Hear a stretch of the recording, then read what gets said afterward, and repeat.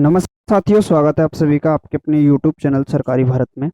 प्यारे साथियों, जैसा कि आप सभी को पता है, सेंट्रल टीचर एलिजिबिलिटी टेस्ट केंद्र से चकपात्रता परीक्षा सीटेट के लिए नोटिफिकेशन जारी हो चुका है, जिसका जुलाई में पेपर होने वाला है। फिर उसके बाद आपको दिसंबर में भी पेपर देखने को मिलेगा। तो जो भी कैंडिडेट हैं, जो भी स्टूडेंट है, अभी तक फॉर्म फिलअप नहीं किया तो वो कर लीजिएगा। बाकी हमने अपनी क्लास स्टार्ट कर दी है और लगभग 7-8 क्लास अब तक करा चुके हैं हिंदी गद्यांश की। सीटेट के अंतर्गत ये 2023 में ये गद्यांश पूछा गया था और ऐसे ही सवाल गद्यांश से रिलेटेड आपके एग्जामिनेशन में पूछे जाते हैं। तो मेरे भाई, गद्यांश कैसा आता है, सीटेट की अपनी ही एक नया पैटर्न है, सीटेट का अपना ही एक खास बात है। इसमें जो गद्यांश आता है वो अलग ही लेवल का आता है। आप कहोगे कि इसमें ऐसे गद्यांश में क्या बात है। इसका जो गद्यांश आता है वो कहीं ना कहीं आपसे प्रश्न गलत करवा देता है बाकी अन्य एग्जामिनेशन में जो गद्यांश देखने को मिलते हैं। आप कहोगे सर ऐसा कैसे। देखिए, इसमें कुछ बातें ऐसी देखने को मिलेंगी गद्यांश से, आपके मतभेद उसको से देखने को मिल सकते हैं, तो आप उन प्रश्नों को गलत कर सकते हैं। किसी भी गद्यांश को 5 मिनट में कैसे सॉल्व करना है, सीटेट स्पेशली सीटेट के लिए बोल रहा हूँ, कैसे सॉल्व करना है, क्योंकि इस गद्यांश के अंतर्गत कुछ ऐसी चीजें होती हैं वो आपको देखने को मिलेंगी और उनका यूज करके आप गद्यांश को हल कर पाएंगे। 10 प्रश्न होंगे सीधे के सीधे हिंदी गद्यांश के, और 10 के 10 क्वेश्चन को आप क्रैक कर जाओगे बहुत आसान तरीके से मेरे भाई। क्लियर है। तो मैं सीधा सीधा बता दूं आपको कि जो भी गद्यांश आपका सीटेट का दे रखा है आप उसे 100% ट्रू मान लीजिए। चाहे किसी भी एग्जाम का हो, अगर आपसे गद्यांश दे रखा है आप उसे 100% ट्रू मानिएगा। अपना एक्स्ट्रा एफर्ट लगाने की कोशिश नहीं करनी, ऐसा नहीं होता। होता है या नहीं होता आपको कोई मतलब नहीं, गद्यांश में लिखा है 100% ट्रू बात है, तब आप उसे मानकर कीजिएगा। क्लियर है। तो इससे रिलेटेड 10 प्रश्न होंगे, उन प्रश्नों को एक एक करके सॉल्व करते हैं। गद्यांश आज का क्या है, निम्नलिखित गद्यांश को ध्यानपूर्वक पढ़कर पूछे गए प्रश्नों के लिए सही विकल्प चुनकर लिखिए। अब देखिए क्या है गद्यांश। हमारी खराबी का स्रोत, बड़ा अच्छा है स्रोत, मैं तो इसको टैग करना पसंद करूंगा क्योंकि यहां से कोई प्रश्न बन सकता है। हमारी खराबी का स्रोत कहाँ है। अब ये प्रश्न पूछ रहा है हमारी खराबी का स्रोत कहाँ है, इसका पता हमें लगाना चाहिए और वहीं से उसे ठीक करने का प्रयत्न करना चाहिए। अभी इसने जवाब नहीं दिया कहाँ है। स्रोत वहीं से हो सकता है जहां से हमारा जीवन प्रारंभ होता है, यानी कि क्या होता है, जीवन प्रारंभ। 100% यहां से कोई ना कोई क्वेश्चन बनने की संभावना है।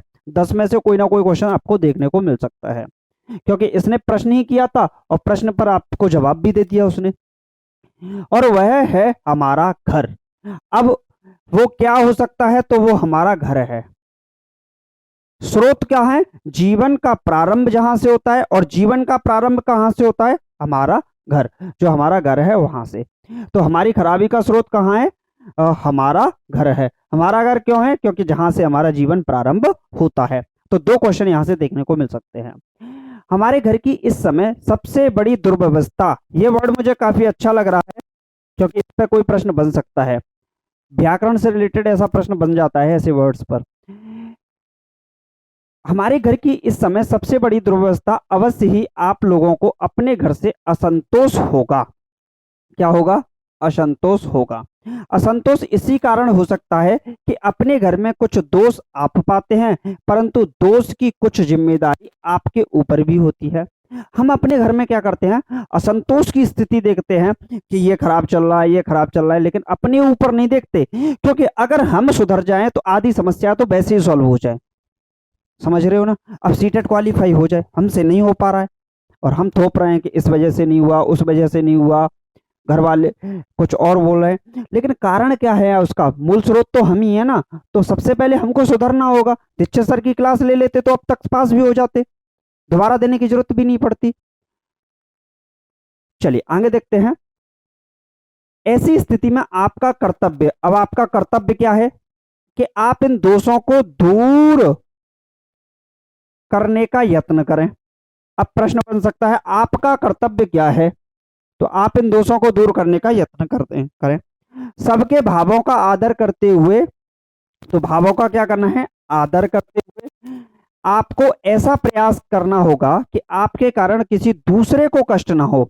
अब ये यहां से प्रश्न बन सकता है, इससे घर की शांति और सौहार्द में वृद्धि होगी। क्या है, शांति और सौहार्द में वृद्धि होगी। इससे घर की शांति और सौहार्द में वृद्धि होगी। आजकल की सबसे विचित्र बात यह है कि कोई अपने आप को दोष नहीं देता है। कोई भी व्यक्ति है वो दोष किसको नहीं देगा, खुद को नहीं देगा भाई, दूसरों पर दोष देगा, सब दूसरे को दोष देते हैं। आज के संसार में आपकी बड़ी जिम्मेदारी है, आगे का भारत वैसा ही होगा जैसा आप लोग जीवन में उसे बनाएंगे।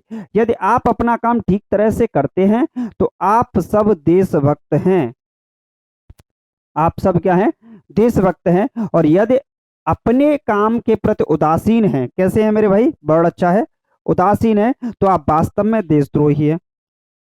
अगर आप अपने काम के प्रति, आप अपना काम ठीक से करते हैं तो आप देशभक्त हैं, और आप अपना जो काम है वो ठीक से नहीं करते, आप उस काम के प्रति उदासीन है, तो वास्तविक रूप से आप देश के लिए देशद्रोही का कार्य कर रहे हैं। मेरे भाई जो भी मैंने टैग किया है 100% यहाँ से क्वेश्चन बनेंगे। और यही खास बात है, जब मैं गद्यांश कराता हूं तो स्टूडेंट का रेस्पॉन्स जो आता है वो बहुत ही ज्यादा बेहतर आता है। स्टूडेंट बोलते हैं सर ये तरीका बेस्ट लगा हमें। आप जैसे मैंने इनको लिखा है ना, टैग किया है, इसी को जब आप पढ़ रहे हो तो पढ़ते पढ़ते साइड में अपने जो पेज आपको मिलता है उस पर टैग करते जाइएगा। 100% 5-6 क्वेश्चन इसी में से मिल जाएगा सीधा सीधा। क्लियर है मेरे भाई। अब देख लेते हैं किस प्रकार के क्वेश्चन कहाँ पूछे गए हैं। चलिए 1-2 क्वेश्चंस थे जो कि इसमें डाउटफुल थे, चलिए उनको भी देख लेंगे। पहला प्रश्न है, हमारी खराबी का स्रोत कहाँ है। यही तो था, मैंने सबसे पहले बोला था हमारी खराबी का स्रोत कहाँ से स्टार्ट होता है, अपने घर से, अपने घर से। और जीवन का प्रारंभ, जीवन के प्रारंभ से, जीवन के प्रारंभ, दो ही वर्ड तो मैंने दिए थे यहाँ पर।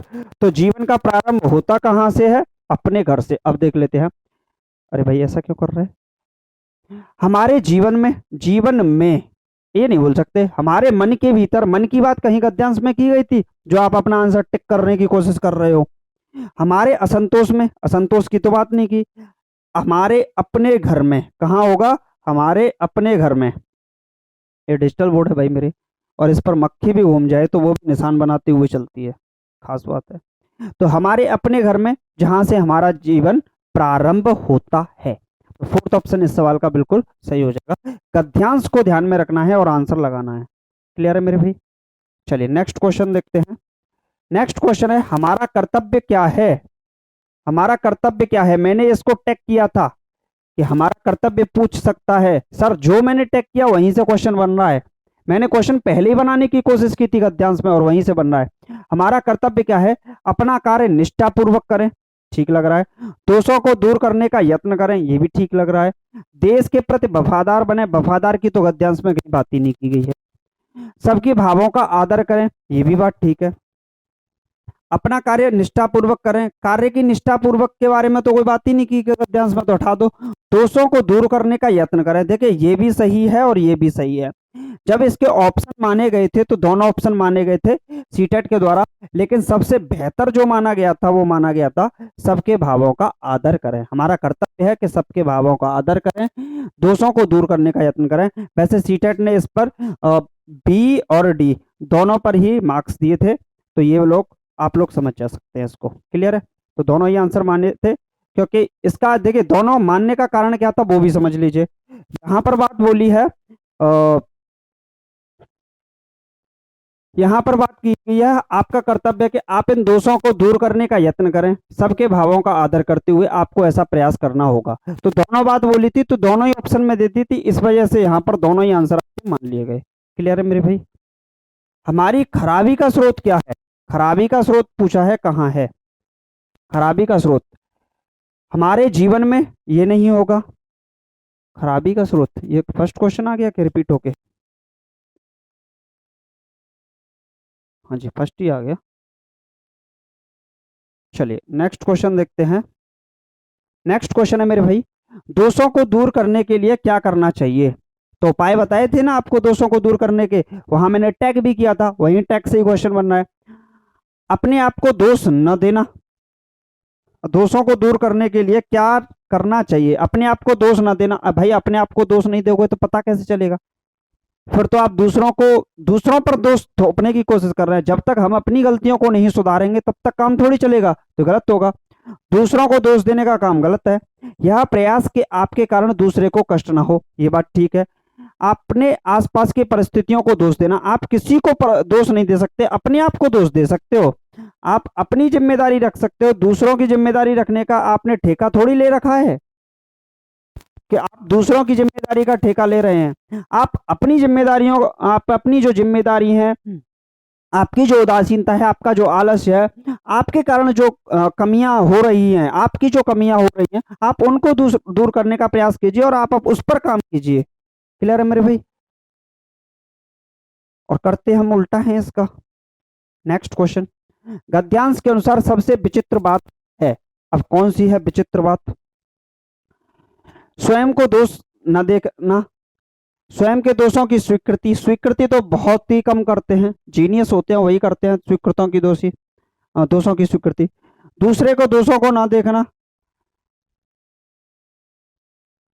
और दूसरों को कष्ट ना देना, कष्ट की तो बात ही नहीं है। तो अनुसार विचित्र बात यह है कि दूसरों के दोष ना देखना, हम दूसरों के दोष देखते हैं, स्वयं के दोष। यहां पर बात करें गद्यांश के अनुसार सबसे विचित्र बात है स्वयं के दोष ना देखना, ये बात बिल्कुल सही है और ये गलत हो जाएगी, क्योंकि हम खुद के दोषों को नहीं देखते। घर परिवार में कोई समस्या चल रही है, हम सबको ब्लेम कर देंगे, मम्मा को ब्लेम कर देंगे, पापा को ब्लेम कर देंगे, चचा को ब्लेम कर देंगे, तौआ को ब्लेम कर देंगे, सबको ब्लेम कर देंगे, लेकिन खुद को ब्लेम नहीं करते कभी। जब तक खुद को ब्लेम नहीं करेंगे, खुद पर दोष सिद्ध नहीं करेंगे कि हमारी वजह से ये कमी हो रही है, तब तक थोड़ी होगा। तो गद्यांश के अनुसार सबसे विचित्र बात क्या है? स्वयं के दोष ना देखता, व्यक्ति स्वयं के दोषों को नहीं देखता है, बस दूसरों के आक्षेप लगाता रहता है। क्लियर है मेरे भाई? इस भक्त शब्द का विग्रह है, देखिए दो वर्ड हैं, देश भक्त और एक वर्ड होता है देशभक्ति।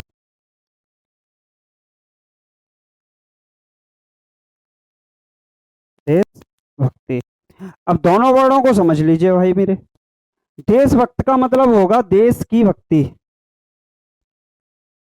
देश की भक्ति, वैसे दोनों एक ही चीज है।